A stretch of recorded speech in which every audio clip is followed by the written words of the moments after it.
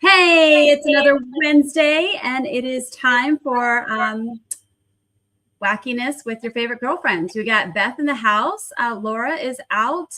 She's on vacation, and Beth was supposed to be out. We're so happy she's here. She was going to have a makeup basketball game with your kiddo. Yeah, doesn't rec basketball run all over the place? Typically we have Saturday games, but for whatever reason it was they had put one tonight and I had forgotten about it. So then I had to cancel on the show, and then they canceled the game and moved it to Saturday. So I'm here. Sweet, because we have a ton of injuries to talk about. We lots of playoff and consequences and situations, so we've got a lot to dig into. We have a couple of special guests. I'm going to bring our first one on right now. We also have another one coming on at 8:15. So I got to be on my game tonight. But without further ado, we've got Steph in the house. Woohoo! What's up, guys? Hey, repping the Niners. Yeah, I got my Fred Warner jersey on. Nice. Yep. Sweet. Because we're going to be talking about Fred. A large chunk of our program is going to be about Fred. But welcome to the show. We always love having you. What's new and exciting? You've had a nice, enjoyable week from a bye, yes? Yeah, I took some time off from like my own personal show, 49 Carats, and I went to Disneyland for the weekend, so that was fun to just kind of get away. Nice. That is must fun. be nice to be able to just move on over to Disneyland for a few days.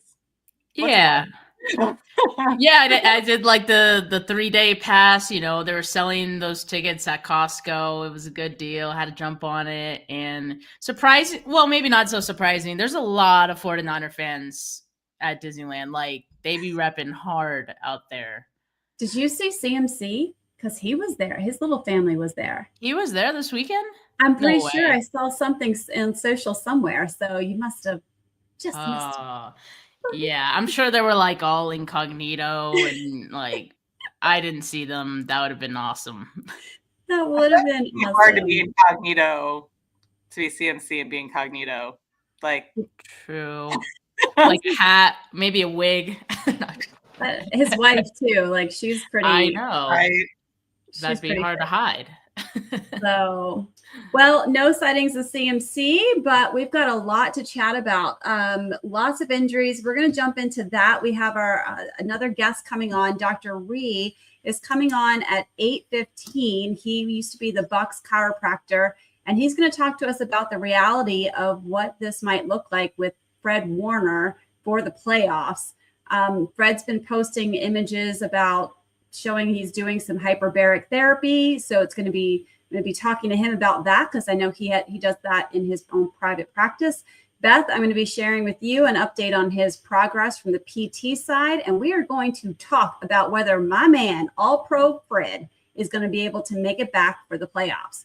But right now, let's chat about some other things that are shaking in the NFL world. There were some crazy games this weekend, ladies. Steelers over the Ravens. My husband was fit to be tied. He told me he was done with the Ravens. He didn't care about them, and then realized he couldn't watch the game, and I thought he was going to crash out. And then he was probably glad he did not watch the game, because somehow Aaron Rodgers, with multiple issues, fractured nose, fractured wrist, he's making it happen. I mean, it wasn't a great game, but did you guys watch any of that? I was busy watching another game. That's right. You were. The game that none of you were watching, mind you, but go ahead. Continue. Well, this had big consequences for the playoffs. So now the Steelers are back on the top for the AFC North. The Bears-Packers, the Packers took it to the Bears in Lambeau, so they're on top of the NFC North. And then you've got the Jaguars that held off the Colts, and unfortunately the Colts took a gut punch with Daniel Jones's injury. He's out with an Achilles tendon tear. He knew it right when he fell down. So terrible to watch. Oh, that hurt so bad, because you could just see the air deflate out of that team at that moment, especially for him. You know, I mean, he's been such a rock this season and has been doing such a great job. There was MVP talks for this quarterback too, with all that he's done this season. So, Steph, did you watch any of those games? Do you have any insight? I didn't get to watch any of the games. I did try to watch a little bit of the Packers and Bears game, just knowing that one was probably most important for the Niners. So I was just trying to watch it on my phone at Disneyland. But all the other games I didn't get to watch this weekend. So you're updating me, but I did see the Daniel Jones thing and the play in which it happened. And yeah, that's a bummer. And that's big for the 49ers too, potentially, right? I mean, we play them in 2 weeks. So 44-year-old Phillip Rivers might be the QB1 for that game. Yes, we're gonna talk about that too. In fact, Beth, I don't want to take your thunder because your game was amazing. So why don't you cover what happened with the Bills? I am so stressed all the time watching them lately. They're killing me. It doesn't make sense. I would love it if we could play 4 quarters of football instead of 1. I feel like that would really help everyone's emotions. It was such a great game. If you asked me at halftime if it was a great game, I said is what I told Dezi and Laura in our text thread. It was like, we're a second half team. We've got to be a second half team. And we came through. It's very true. We came back from a ridiculous deficit. What was it? It's double digits. It was double digits. Wow. In the fourth quarter. In the snow. And I believe the first thing you texted in the group was football is stupid. Then you followed up. So we had a rough start, as we always do, or we seem to have lately. We could not hold Joe Burrow for anything. We knew it. Everybody had talked about it. It's going to be a scoring game. It's going to be score for score, tit for tat all game. The problem was that Buffalo only got a field goal on our first drive. The issue with that is that they're getting touchdowns. So at no point, we were always 1 to 2 scores behind. We were down significantly, like I said, by the fourth quarter, 10-point deficit in the fourth quarter. It was amazing to watch. It was a definition of why Josh Allen is MVP material and why he's still putting up crazy Superman feats. It was a testament to our defense. Christian Beneford had a pick 6 off of Burrow, and then the next drive that Cincinnati had, AJ Espinosa had another interception. So Joe Burrow had no interceptions all season to this point, 2 back-to-back in plays, and you just saw that energy deflate out of them. It was nice to see. But what I thought was most interesting is it shows how one play can truly turn an entire game around. That if we did not have that pick 6 from Benford, that the game would have been over. But Josh Allen carried us on his back. He had a 40-yard rushing touchdown. Our quarterback had a 40-yard rushing touchdown. Completed 22 for 28, 3 passing touchdowns, 1 rushing touchdown. Joe Burrow had a great game minus the 2 interceptions. He passed for over 300 yards again, which I feel like he always does. Yeah, I'm still wigged out that the man can still play. I mean, turf toe surgery, and he's back, and he didn't look like he missed a beat. It was exciting. No. It's what I love about watching matchups like the Bengals and the Bills. It's just that kind of in the snow. It was fantastic. So I'm glad the Bills came out with a W just for your sake and your sanity. So yeah, no, and I just double checked. It was 21. We scored 21 points in a row, unanswered points in that fourth quarter. It was stupid to watch. It was my kids, again, they don't watch with me. They hide. My husband had to go run an errand. And when he came back, something bad happened. I was like, you need to leave. I don't care where you go, but you need to leave the house. Like, you are not allowed. So he turned around and walked back out of the house. He was like, I thought you guys were dead in the water. I was like, we were. It's time for you to go again. Oh, boy. Well, there was some craziness that happened on Thursday night, the Lions-Cowboys game. And Beth, I know this is Laura's contribution. She put this out here because it was a big deal in this game, which I must have fallen asleep at this point because I have to work the next day. So Thursday nights on the East Coast is tough. But Laura, let me see. Beth, do you want to cover this part? Because So yeah, we can talk briefly about it. So this was about the touchback. What? No. Yeah. What was it on? Yeah. So the Lions Cowboys. Hold on, let me pull it up. So there was a tackle in the end zone that was originally ruled a touchback. So that would have been, or it would have been 2 points for the Lions.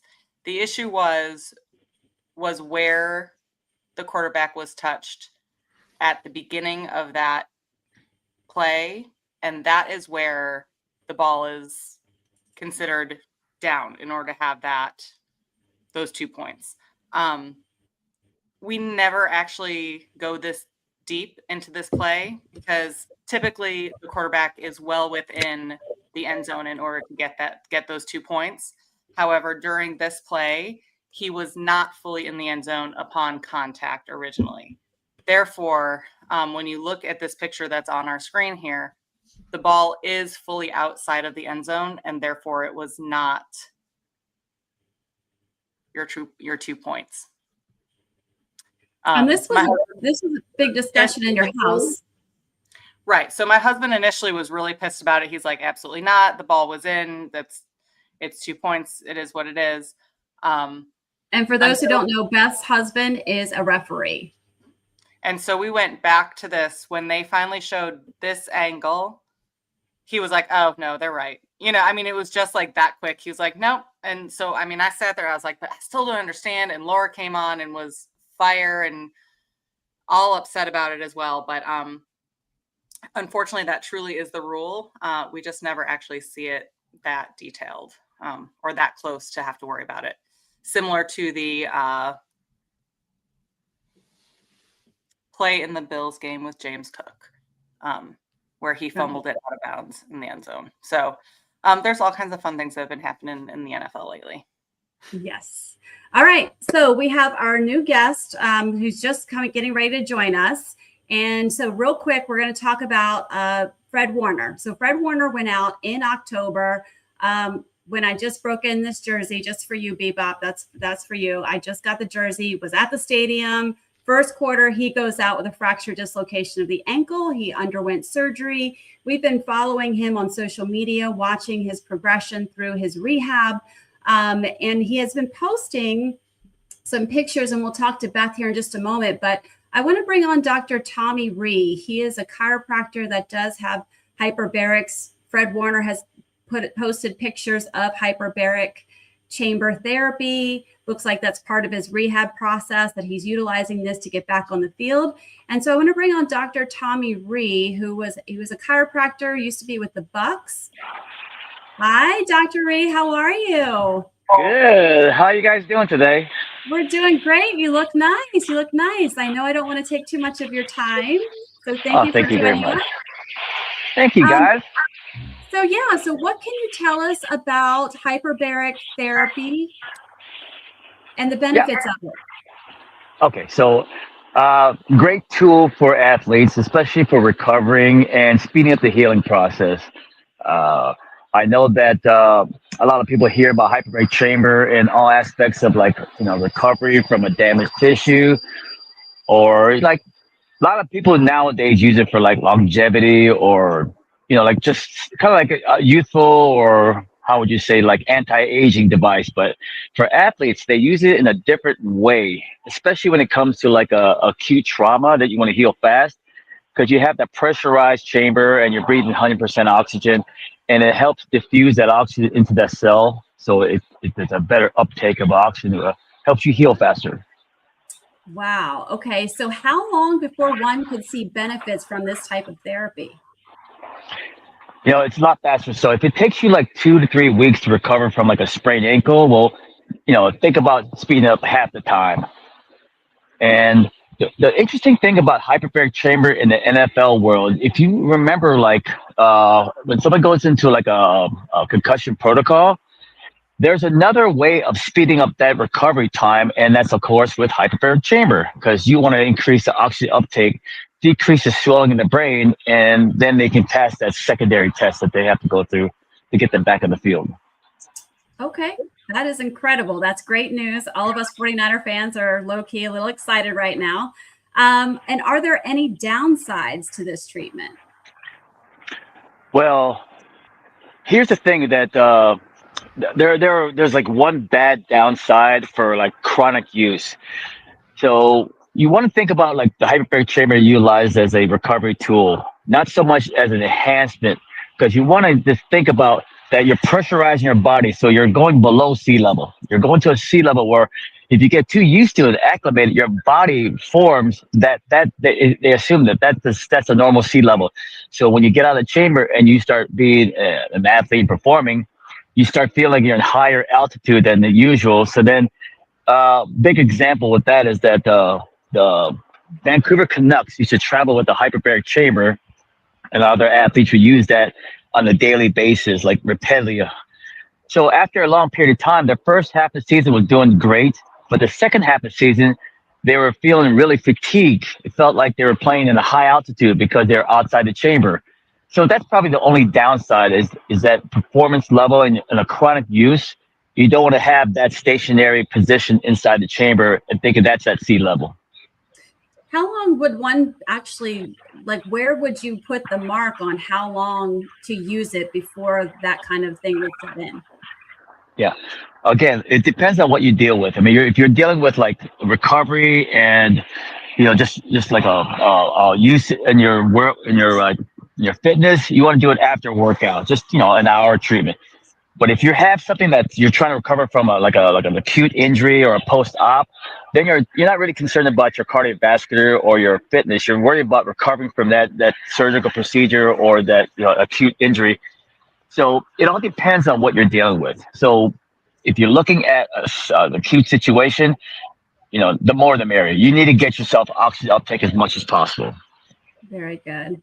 Very good. Well, Doc, thanks so much for for being on with us tonight. I know we're taking up some valuable time. Enjoy the rest of your evening, and we'd love to have you on again. Thank you, guys. Have a great day. Yeah. All right. Thank you. All right. That seems very optimistic to me. Bebop Jones is like blowing up the chat. I think must be a Niners fan. Totally excited. BA should be in there too, 24/7. I wonder what CMC did this off season. He looks great. I mean, it's really impressive. So we know that this is going to amplify and speed up his recovery, which is great. Beth, I want to share with you right now the picture that I saw. Steph, when did we see this? Like maybe a few weeks ago? I thought I had. Here we go. It was a picture of Fred doing some PT. Maybe I showed this to you. I don't even remember, Beth. But this is some PT that he's done. This was a couple of weeks ago. And then recently, just this week, we've started to see pictures of him, video of him in the pool, and he's doing flutter kicks.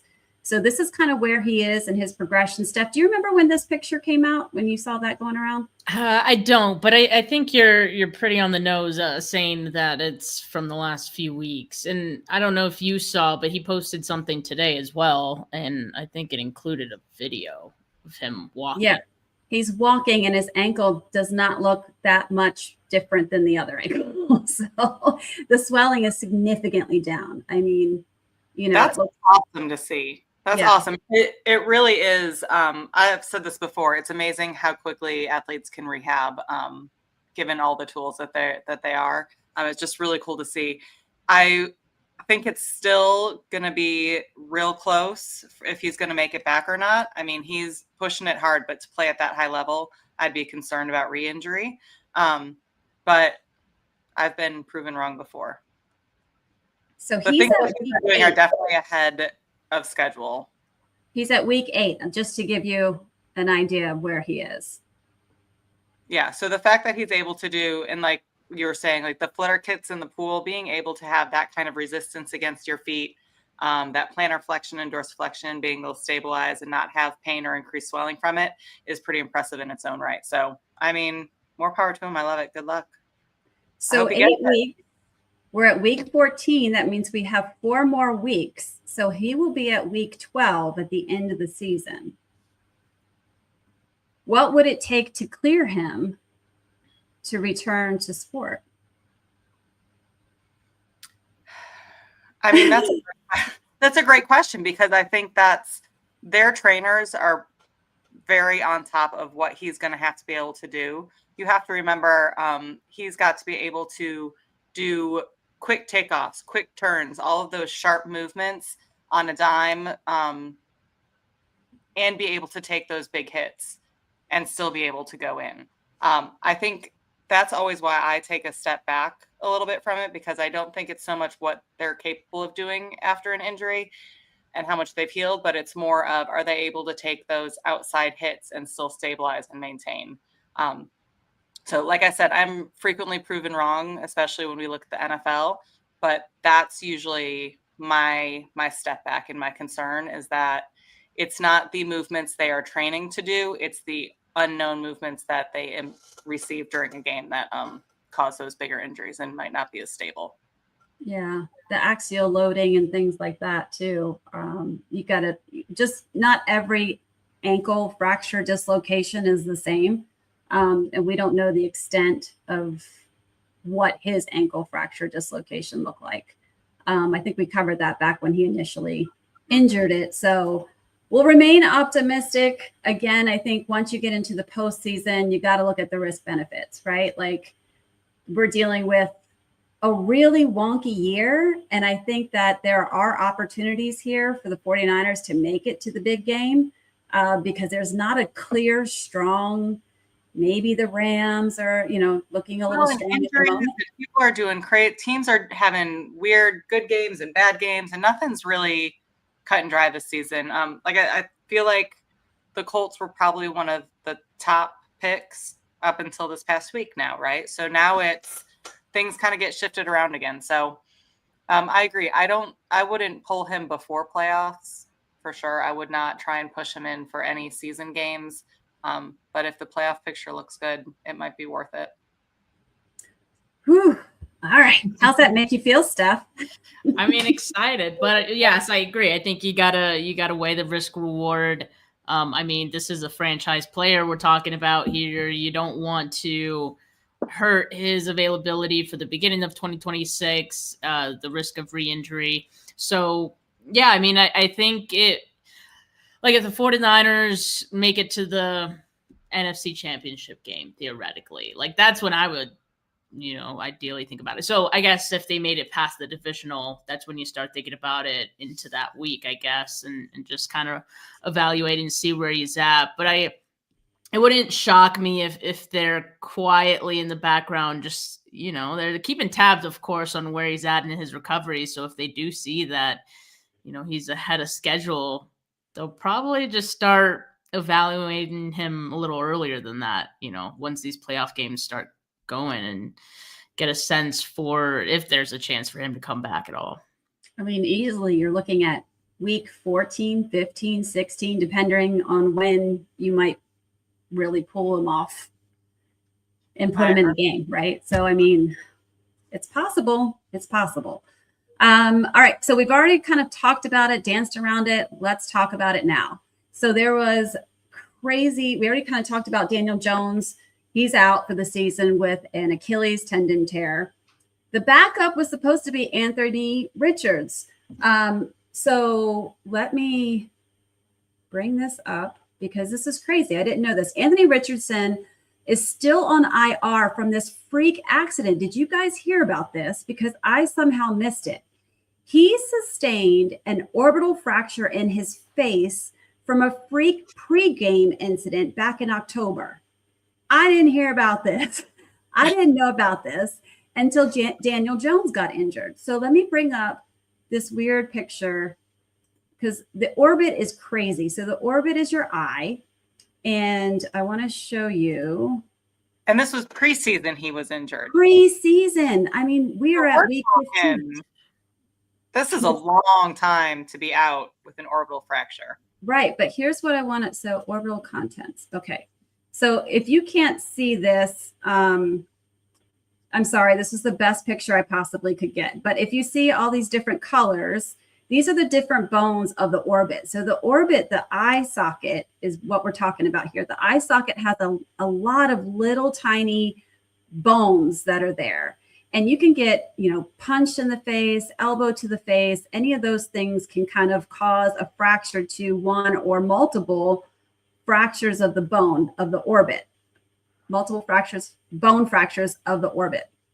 And we've talked in the past about how long a bone heals, right? So it's not, we're well past possibly a bone healing. So if bones have healed at this point, Dezi, what are the things that we're concerned about, right?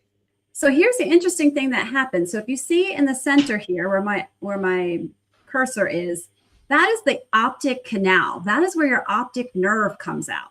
And you can endure a fracture that can compromise that nerve. And so this is what happened. This is what they said. This is from a report on ESPN.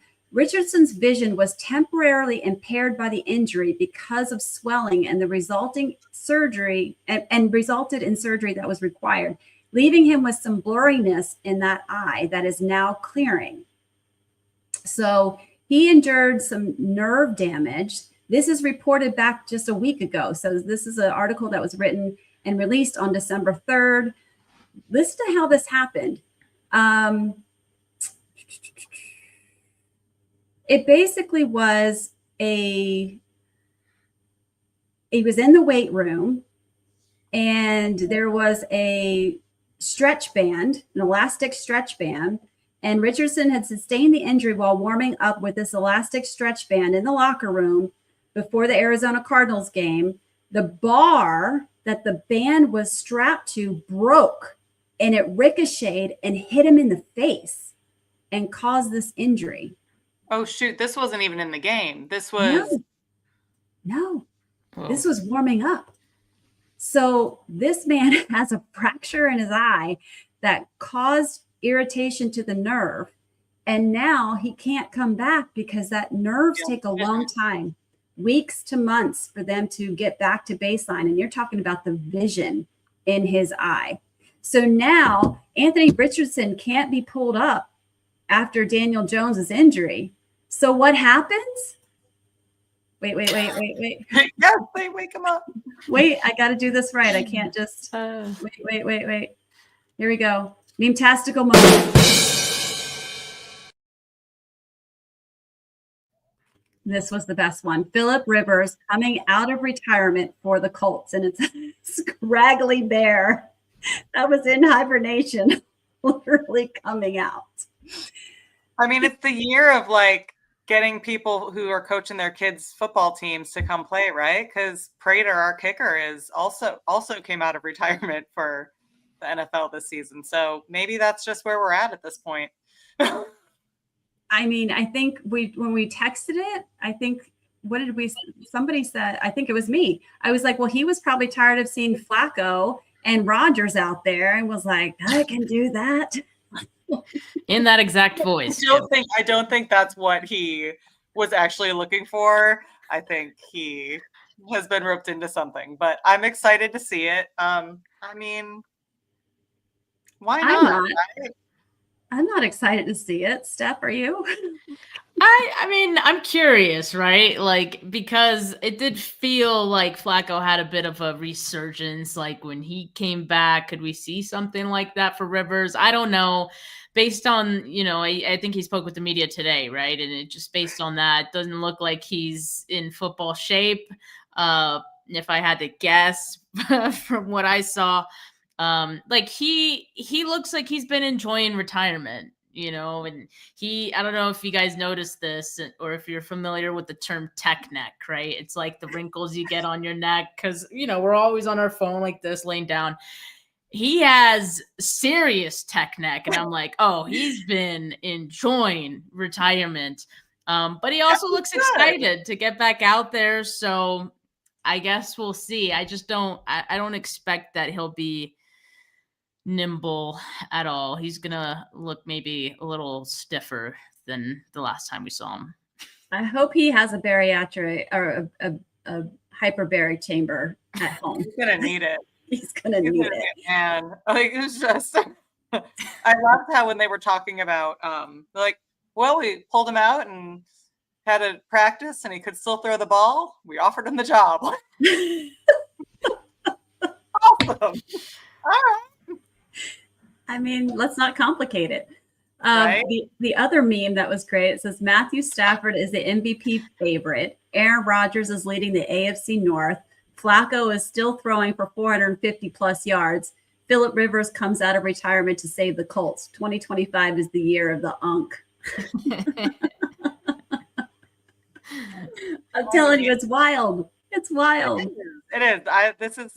I mean, every year we sit there and go, it's crazy. Can you believe what we're seeing? But this is just a whole bunch of old men showing off this year. I mean, I just hope that the medical team is, the waivers must be wild is all I can say. The waivers must be wild. His life insurance policy just went up again. Exactly. The accident indemnity and all of that. He's paying extra now. Paying extra. Well, so now the Colts, they're struggling, right? They were having this hot season, and this is the last 4 games of the season for them. So you've got this. He literally is a grandpa, I think somebody said. I don't know if that's actually true. Phillip Rivers is coming in as the Colts quarterback, and here are the last 4 games of the season for them. At the Seahawks. Then they play the 49ers at home. Then they play the Jags at home. And then they go to Texas to finish their season against the Texans. That's a rough season. That's a rough run for them. That's what he chose to come back to? Right. I was going to say, if I saw the schedule, I'd have been like, no, thank you. I mean, those are all really tough defenses to face. The 49ers probably the easiest of that bunch, but even still, you got to go up against Robert Saleh, right? So, wow, that's quite the stretch. I didn't even know it was those teams, but I want to know what his wife said. They have 15 kids. She was probably like, yeah, we could use some extra paychecks around the house. Oh my gosh. Yeah, we need to have her on to definitely determine what was said. I'd love to be a fly on the wall for that one. All right. Well, that said, I think we need to learn about some drinks because I think Colts fans are going to need one. But sadly, that's not who we're covering this week in our cocktails and mocktails. Yes! All right. What do we got today? We have, because who would have thought New Orleans would have won this week? This is a shout out to New Orleans. And I had to do it this week because I can't promise it'll happen again this season. So this week we have the New Orleans Fizz, which it's super refreshing. And it has protein because there's an egg white in it. So it's healthy. It is gin, lime juice, lemon juice, a little bit of simple syrup, some heavy cream, and 1 egg white, which makes it give it that fuzzy, foamy type look on the top. And it's very kind of tastes like a little bit of like a orange creamsicle, more like a lime creamsicle. It's very refreshing, very good. And like I said, it has protein because there's an egg white in it. So you can feel good about it while you're drinking it. Exactly. It will meet your fitness goals. So the non-alcoholic version is our whipped lemonade. Lemon juice, condensed milk, whipped cream. Very simple. You may already have a lot of these ingredients in your house, especially if you're like me starting holiday baking and cooking. It is, again, whipped up, so it's going to be fuzzy, foamy, similar to the way that the alcoholic drink is, and the whipped cream on top just makes it fancy for the kids and anyone else alike who wants a festive, sweet drink. Awesome. So congratulations to New Orleans. I don't believe we'll see that again this season, but they pulled one out. Nobody saw that win. You cannot tell me you thought they were going to win this week. I mean, I need an update from Laura on how our picks are, but I did not see that coming. But they were playing. I think that was a game where we were like, they're playing the Panthers, or it was just No, they played Tampa Bay. Wait, Didn't what? they? Is that this week? Yeah, I think so. I think it goes Tampa Bay. That's what I'm No, saying. the Falcons. No, that's who they're playing. Oh, crap. Saints played the Bucks. That's right. How did I miss that? I live in Tampa. That's crazy. Because no one wanted to talk about it. That's true. Because once it was over, they stopped talking about it. Not untrue. Those division games can be crazy. Well, speaking of the Bucks, I would like to share the next thing we're going to talk about is rate the fit, and I want to start with the Bucks. So here we go.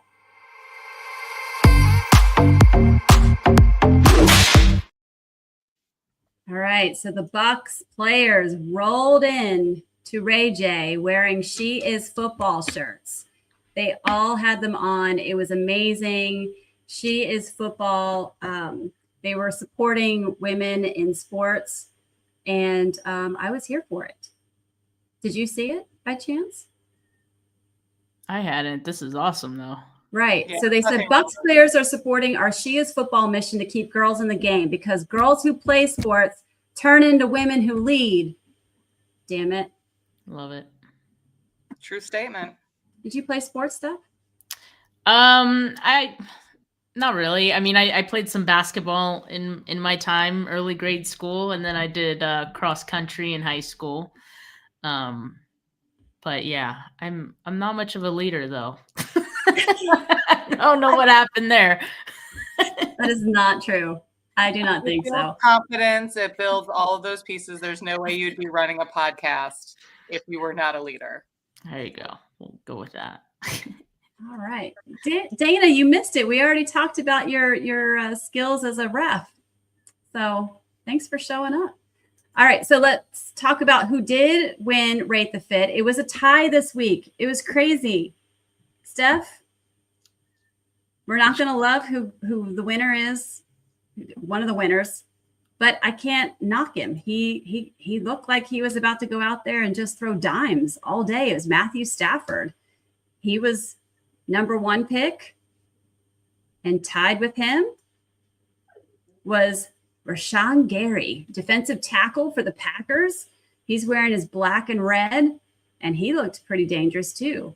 Matthew Stafford. The fact that Matthew Stafford has a silver beard. It's what's in, Beth. We just talked about all these aging quarterbacks in the NFL. I just want to all right. Good for him for being able to pull that out and still play. I mean, Aaron Rodgers been showing off some of that silver too. I know, for quite some time, I think. Way cuter than Aaron Rodgers. That's true. So how do you guys vote on the Rate the Fit? Like, you guys vote amongst yourselves, or? So Beth sends me pics. So we're basically just going through, we comb through all the teams' different social medias, and we're always like, oh, this one looks good. Sometimes there's themes, sometimes not. This was kind of like it's winter time, so people aren't wearing like the suits as much. So we're kind of getting more of the laid back looks. But, I think you came on for tight end university. So we picked all tight ends that day. So, we just kind of go through. It's a little bit of Beth, a little bit of me, just selecting. Always impressed. And then people vote, though, on our Facebook page and Instagram. Okay. Post them, and then people vote. So it's not just Dezi and Laura and I being like, he's the winner. No, but we picked the collective. I would have had Tyrell Shavers and those super comfy, fabulous pants. That's who I would have picked too. Not because you're a Bills fan, and I loved that. Well, no, not even because I'm a Bills fan. I thought it was hot. Never any Buffalo players dressed well enough to be on Rate the Fit. So Plus, it was all white. He was in all white for the snow game. Like, it was so tough. I loved it. Yeah. So Steph, I picked like the top 10 Okay. or 8, 9, 10, somewhere like that. And then I post it and then I let it be what it will be. And so the people have spoken.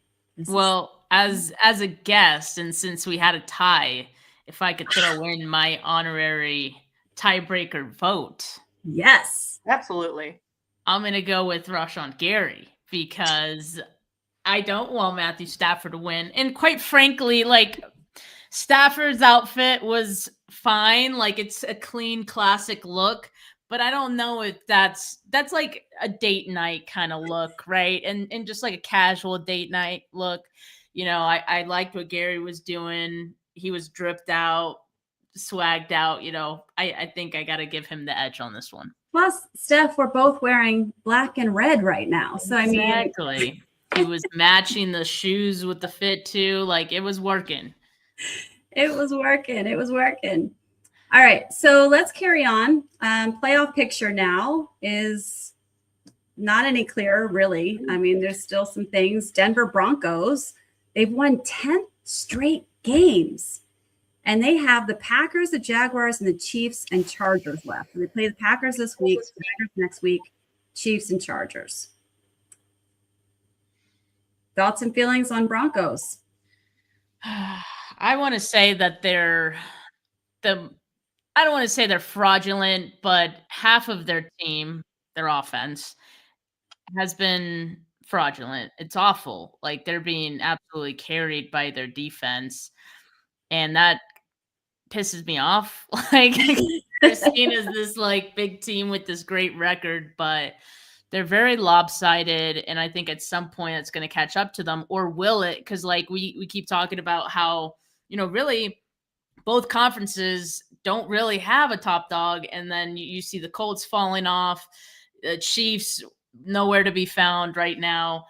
So I feel like given the rest of their schedule, like they could continue winning, right? And they probably are they the number one seed in the They AFC? are right now. They are. Can keep that. Like I think based on everything else, I feel like they're good candidates for that. And the fact that they've won 10 games in a row, which is insane. They've had some thrillers along the way, and I guess that counts for something, right? It's a team that knows how to finish. And they come up big when they need to play. But I don't know. Just something about them like just pisses me off. And it's not just because I'm here in Denver and I'm not particularly a Denver fan, but I don't know. Just something doesn't sit right with me. I haven't been a Denver Broncos fan ever in my whole life. And I blame oh gosh, his name was just in my head. Elway? I called him horse teeth. I couldn't stand him. He looks like a Bronco. Right? Like, he could have gone to a better team. Yeah. I mean, Beth, we got to talk about who's in second place here. I know this one's not going to rub you the right way, but we've got the Patriots second. They play your Bills this week. We've got the Ravens, the Jets, and the Dolphins left to play for them. They had a bye this past week, just like we did as Niners fans. And now they've got to go into Gillette and play the Bills. You guys are going to have to go play on their turf. I mean, a win could effectively lock it up for Vrabel's club, but beyond fending you guys off, a win next week would also keep pace with Denver for the number one seed. So, I mean, I don't care. I don't want to see either one of these teams in the number one spot, but. Well, we're going to do our part. So we'll do what we can from Buffalo. I don't, it's not going to be an easy game. I mean, clearly the Patriots have figured out some things. Drake May is no joke. Like they do have the pieces right now, and they're feeling it. They're still a young team. They're still, even if they take one seed, I don't see them making it far in the playoffs. They're too young to be able to make that kind of run right now. But Buffalo has something to prove this week, right? They walked all over us the first time we played them this season. And I don't see Buffalo allowing them to take AFC East in our game, because that's what it would be. They would clinch AFC East champions in that game. So I have a hard time believing that Buffalo is going to be able to let that happen. All right. And then third, we got Jacksonville Jaguars. Fourth, we got the Pittsburgh Steelers. Then we round out with the Chargers, the Bills, and the Texans. That's the top 7. I feel like Houston is going to climb the ranks. I just feel it. Their defense is brutal. They've got to play the Cardinals, the Raiders, the Chargers, and the Colts. And I really feel like they could win all 4 of those games. Especially now, especially with the Colts right now. Chargers, I think, will be a good game, but I agree. I don't think it's going to be. Their defense is so good. So good. Yeah. So good. Miko. And the Bills, to talk about your team, Beth, real quick, your remaining schedule. You've got the Patriots this week at Gillette. Then you guys play the Browns in Cleveland. Then you got to go and play the Eagles and the Jets. Also, 4 winnable games, I think, for you guys. I think that's the problem for Buffalo. We're real bad at winning winnable games. We're real good at showing up. Josh Allen needs that. He needs the Joe Burrow, that Mahomes, that competition. So I think we'll be fine next week against the Patriots. I think Drake May has shown enough where Josh feels like he's got to compete and he's got to show up. I don't know what the rest of the season is. If Shador has a good showing next week, maybe Josh will feel compelled to beat Shador. But I mean, the Jets game, I hate to say it that I think we'll lose, but I think we'll lose just because it's not, unless there's something big on the line, I don't see us winning that game, which sounds silly. All right. Well, Steph, let's talk about the NFC. We know the Rams are sitting pretty at first. They've got to play the Lions, the Seahawks, the Falcons, and the Cardinals. Those are their last 4 games. Thoughts and feelings on that? They have an easy path towards sealing that number 1 seed, unfortunately. And I mean, honestly, even if there was a tough team on their schedule, I mean, they're just playing so well right now that I think the only team that could beat them would be Seattle, and I think, that, I guess in a way it could still help the 49ers, but, there's a lot of factors there. But yeah, I think I'm okay with them taking the number 1 seed. They've been really good pretty much all season. I think they've earned it. And so, yeah, it seems like that's what it's going to be. All right. We got the Packers in second. They're remaining. The Broncos, the Bears, the Ravens, and the Vikings. I think that's going to be a little tough for Green Bay. I don't know. I don't know that I feel like they're as competitive as some of these games have been that they've played. Mm-hmm. They're a strange team. I can't quite make them out. Yeah, I feel like a lot of those games could go either way. So they will probably drop just because there's no way they're going to win all. Like, I don't see them winning all 4 of those games. I don't see that being the path for them, but I don't think the wins that they're going to have are going to be very pretty either. Yeah, the Eagles look sus too. So they've got to play the Raiders, the Commanders, the Bills, and the Commanders again. But I think some of those games are just toss-ups. I don't know. I think hopefully they lose against the Bills. I think that's like the one game I could see them dropping. The others they can play terrible in, but their defense is going to save their ass like they've been all season, and they'll probably get those wins too. They're going to go into the playoffs looking like a fraudulent team, and we'll see how far that takes them. Just the fact that the NFC isn't very strong either. Like it's possible they can win a game in the playoffs too, but I'm not convinced. They don't deserve it, in my opinion. Yeah, not if Jalen Hurts keeps throwing the ball to the wrong team. It's been awful. Can I just say though, I kind of prefer it this way. Like nobody is a juggernaut. Nobody is a sure win. There are very few games that we can look at right now and go, they're going to win. They're going to win this game. Because there's only a handful of teams that probably are that low on the totem pole right now that we can say they're not going to win. Yeah. We said that last week. And we even said that last week about New Orleans versus Tampa Bay, right? Like there's just, it has been such a season where everything has been between injuries, between trades, between, just coaching moves. Like it's just been such a mishmash that I feel like nobody really has a full footing. We don't have that Patriots of old. We don't have the Chiefs of old. We don't have those teams that are just running through the league where you're like, oh, we're going to see them in the Super Bowl again this year.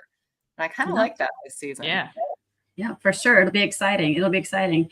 Tampa Bay, again, 7-6. Like they're number 4 with a 7-6 record. But they've got the Falcons, the Panthers, the Dolphins, and the Panthers. And just like I said about the Eagles, these could be toss-ups, complete. Maybe they win, maybe they don't. Maybe they win 2 of these and they lose 2 of these. I don't know. In theory, they should be able to win all of those. They should, and they are getting Big Mike back. So Big Mike is coming back to play this week against the Falcons. So Mike Evans will be back, and hopefully he'll stay healthy. But that could be a big difference for Tampa Bay as we head into the postseason. I feel like they've tapered off a little bit, and to where it has mattered. Them losing to the Saints. I get it's a divisional game, but there's no reason why that should happen. And I think Emeka Egbuka had started the season very strong, and he's tapered off a bit. I know because I had him in a few fantasy leagues, and then he became virtually unstartable for the last few weeks, which doesn't make sense because you don't have Godwin, you don't have Evans, right? So like, how is this offense getting anything going, really? So my thing is, and I want to say the Panthers have the same record, right? But maybe because of the tiebreakers, you got the Bucks as the leader of that division, but they play them twice in these next 4 games. That's huge. I mean, I think they're going to be going at it in those 2 games to probably decide that division. So I'm looking forward to that.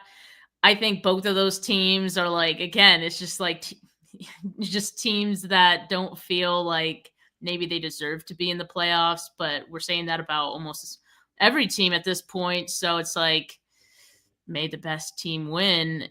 Just for the drama, I do kind of want to see the Panthers come out on top there. Just for the drama. I guess we'll see though. Listen, I'm still upset about losing Fred Warner in that game. So I'm with you on that. Then you got the Seahawks at 5, San Francisco at 6, and then you've got the Bears. Who'd have thunk it? The Bears at 7.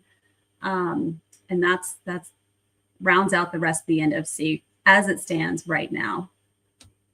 So the NFL is wild. Yep, here it is. Bebop Jones says low scoring all across the league, 100%. Here's a question for you, Beth. Is Kincaid coming back this year? Yes. Yeah, he was actually back this past week. He played week 14. He had a few catches, as did Knox. We really pulled tight ends out hard this week against Cincinnati because they are notorious for not being able to block their tight ends. So we fortunately had all of them back. So it was great to see. It was great to see him back out there playing. We missed him. Perfect. Well, Laura's not here, so we're going to quickly go through our matchups to finish out this episode.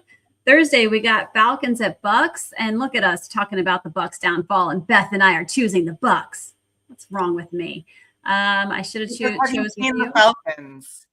Yeah, I don't know. Well, Laura picked the Falcons. You and I picked the Bucks. Steph, you got a dog in the fight. Which one do you want to see? Hold on. I'm like, which line is that? It's the very top one. So it's Falcons. Oh, okay, for Thursday. I'm gonna go with the Bucks. I mean, that one should be pretty easy for them, I think. Should be. It's home here in Tampa. Then we got the Bears-Browns game. So it's being played in Chicago. Laura's going on a limb on some of these. She's picking the Browns. Oh, she can't pick the Bears. That's right. She's a Lions fan. So Beth and I'd be actually curious to see. I think this is gonna be a better game than we want it to be, or than maybe Laura wants it to be. But Shador has got the starting position now, and as long as Cleveland stops trying to sink themselves from a coaching standpoint, I think it might be a game. Could be. Steph?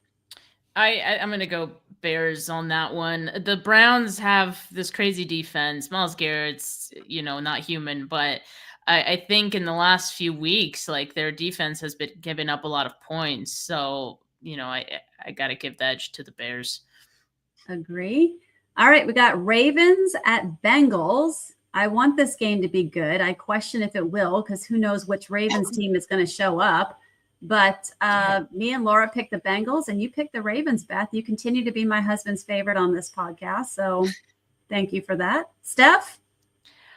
For the drama, I'm going with the Bengals because, I don't trust the Ravens right now. I don't know what's going on with them. I don't know what's going on with Lamar Jackson, but I have him in a fantasy league, virtually unstartable too, just too volatile. So just out of spite, I'm going with the Bengals. Steph, it sounds like your fantasy team is as good as my fantasy team right now. Hasn't been good. I only got 2 teams in the playoffs out of like 5. So.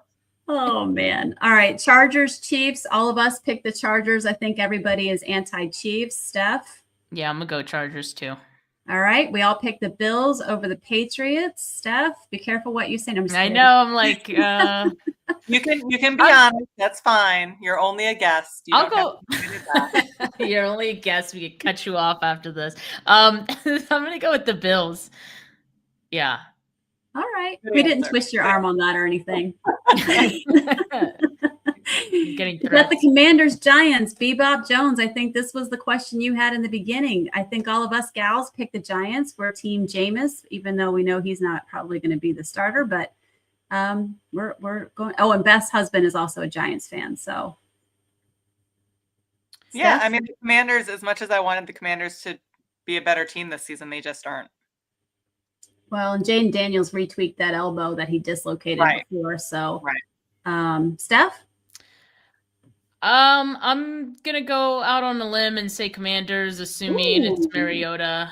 I think, he's put on some good performances, as has, Dart. But the Giants also can't seem to get out of their own way in some of these games too. So I'm going to go with Commanders just to spice it up. Don't forget, we were supposed to cover the Zach Ertz tore his ACL, and he's out for the rest of the season too. So big. Oh, that's the other reason why I chose the Ravens was because T. Higgins is in concussion protocol. Yeah, finally. It only took how many times of him hitting his head before he went on concussion. I saw the first time he hit his head in that game. I sent a text to you guys. I was like, "Oh, poor T." Like I felt so bad, and then he came back in the game, and I'm like, "What?" Yeah, I think you and I both were like, what is happening here? That game. Shame on you, NFL. 100%. Those watchers were not watching well. So we have Eagles at home against the Raiders. We all picked the Eagles. Again, we talked all this trash against the Eagles, and here we are all picking the Eagles. Steph? Begrudgingly, yes. I'm say the Eagles win that one. We said there's only a handful. They'll look awful again. There's only a handful of teams that are bad enough to say they're going to lose for sure, and they're one of them. Speaking of which, Jets, Jaguars. Yep, there's one. We all picked the Jaguars over the Jets. Steph, do you agree? Yes. And here's another one. We all picked the Texans over the Cardinals. I think Steph agrees. She's nodding her head. I went against the Broncos. I'm going on a limb. I'm picking the Pack. Against the Broncos. Beth, you and Laura both picked the Broncos. Home game. For the Broncos, yeah. As much as I, don't really like the Broncos and want to see them knock down a peg, I think it's probably better if the Packers just keep losing. So I'm going to go with the Broncos. Manifest. Good call. Good call. This is just my competitiveness coming out because Beth and I have been tied. So now I got to take some, yeah, some sketchy little tips here. We all picked the Lions over the Rams. I think that was motivated by me wanting the Rams to lose. Steph? I also want the Rams to lose, but I think they win this one. Yeah. Don't worry, Laura. Don't listen to that part. We picked a guess to pick against your Lions. I'll pick the Niners over the Titans. Steph, I'm sure you'd agree. Yes. Seahawks over Colts for me and Beth. Laura, you picked the Colts. Steph? I pick Seahawks. Yeah. Did she We're know gonna watch that game though. We gotta see how Grandpa does. Oh my Oh, god. everyone's watching that game. They should move that to Monday night if it's not. Vikings. All of us picked the Vikings over the Cowboys. Wow. That was crazy. I know. That is crazy. I'm going Cowboys. I think we just don't like the Cowboys. But wait. Well, I don't like them either, but my goodness, is JJ McCarthy awful. But you know what though? This is the thing. We didn't talk about this either, but CD had a hell of a concussion. Yes. His hands came up. They'll be okay. I think that, he missed part of the season in the beginning too, and they were okay without him. They have Pickens, who's been awesome for them this season, and then forget how they were saying his name on the broadcast. He's like the rookie Ryan Flanoy or something like that. Yeah, who looks pretty good. I'm going Cowboys. There's just no way the Vikings win with McCarthy at quarterback. It's just. Aww. You're probably right, but we are peak petty, and we're not picking the Cowboys over anything. Fair. Beth hates me right now. I picked the Dolphins over the Steelers. And Beth and why? Laura picked the Steelers. I don't know. They win for no reason sometimes. They do. It's weird. And I feel like the Steelers just came off of a stupid win against the Ravens. And I feel like they kind of were like taking that collective sigh, and then like they're going to get hammered by the Dolphins for no good reason. However, the Dolphins are going up north. And they have a hard time in cold weather. But that's what you said about them going to where did they go and they lost? Was it Patriots they played? Who did they? I don't remember. I did win that one. That was that weird week where everybody was like opposite, and I happened to have picked it. But Steph, what are your thoughts for Monday Night Football? The only question I have, wondering if you know anything about this, is Devon Achane, is he hurt? Like, is he in jeopardy of missing that game on Monday? I think if he's available, then, I think I'll go Dolphins too. But if he's not, then I'll go Steelers. See, and that's the part that is always questionable for us, because we make these picks so early before you get all the information. But the MRI results came back on Achane, and I don't think there was anything crazy on there. So there's a good chance that he could be back. Yeah. That he could be back. Yeah. I'll go Dolphins then. So, all right. Well, that wraps it up. Beth, any final thoughts? No. All right. Steph, thanks for joining us. I know you've had like a crazy day of podcasting. I listened to you and Rob earlier today. I loved it. Great conversation. Was that today's podcast, or did you just resend it? That one was yesterday. That was great. Yeah, maybe I retweeted it today. But Rob does great picking out, our topics for the day. So yeah, he was great. It was a fun one. Thanks for having me, guys. This was fun as well. Thanks for jumping in. I know I caught you last minute, but we love having you anytime. We'll probably have you on a postseason as well, for sure. Yeah. All right. Well, that's it for tonight, guys. Join us again next Wednesday for more sass and laughter and nonsense. We're here for it. More injury talk. Hopefully not too many. We've had enough this past week. But check back in. Let's see how Grandpa does for the Colts. And we'll be here again next Wednesday. So thank you and happy football. Go Bills.